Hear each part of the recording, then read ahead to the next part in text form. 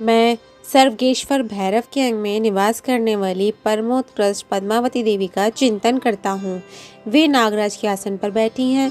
नागों के फड़ों में सुशोभित होने वाली मणियों की विशाल माला से उनकी देहलता उद्दासित हो रही है। सूर्य के समान उनका तेज है। 3 नेत्र उनकी शोभा बढ़ा रहे हैं।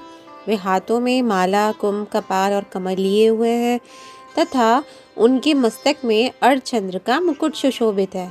ऋषि कहते हैं, देवी का यह कथन सुनकर दूत को बड़ा अमर्ष हुआ और उसने दैत्यराज के पास जाकर यह समाचार विस्तार पूर्वक कह सुनाया। दूत के इस वचन को सुनकर दैत्यराज कुपित हो उठा और दैत्य सेनापति धूम्रलोचन से बोला, धूम्रलोचन, तुम शीघ्र ही अपनी सेना साथ लेकर जाओ और उस दुष्टा के केश पकड़कर घसीटते हुए उसे बलपूर्वक यहाँ ले आओ। उसकी रक्षा करने के लिए यदि कोई दूसरा खड़ा हो तो वह देवता, यश अथवा गंधर्व ही क्यों ना हो, उसे अवश्य मार डालना। ऋषि कहते हैं, शुम्भ के इस प्रकार आज्ञा देने पर वह धूम्रलोचन दैत्य 60,000 असुरों की सेना को साथ लेकर वहां से तुरंत चल दिया। वहां पहुंचकर उसने हिमालय पर रहने वाली देवी को देखा और ललकार कर कहा, अरे तू शुम्भ के पास चल। यदि इस समय प्रसन्नता पूर्वक मेरे स्वामी के समीप नहीं चलेगी तो मैं बलपूर्वक झोटा पकड़कर घसीटते हुए तुझे ले चलूंगा। देवी बोली, तुम्हें दैत्यों के राजा ने भेजा है। तुम स्वयं भी बलवान हो और तुम्हारे साथ विशाल सेना भी है।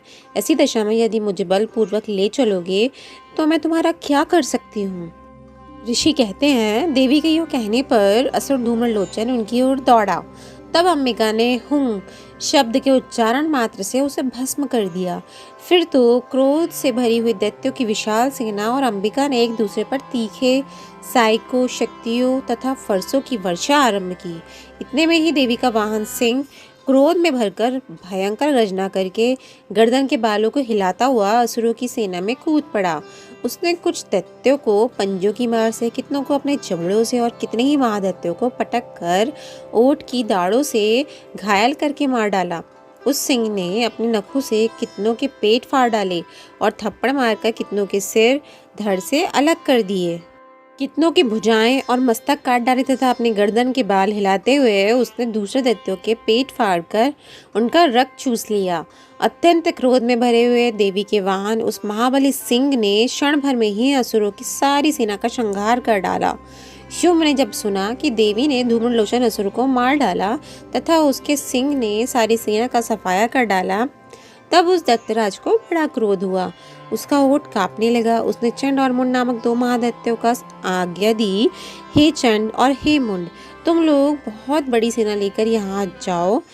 उस देवी के झोटे पकड़कर अथवा उसे बांधकर शीघ्र यहाँ ले आओ। यदि इस प्रकार उनको लाने में संदेह हो तो युद्ध में सब प्रकार के शस्त्रों तथा समस्त आसुरी सेना का प्रयोग करके उसकी हत्या कर डालना। उस दुष्टा की हत्या होने तथा सिंह के भी मारे जाने पर उस अंबिका को बांधकर साथ ले शीघ्र ही लौट आना।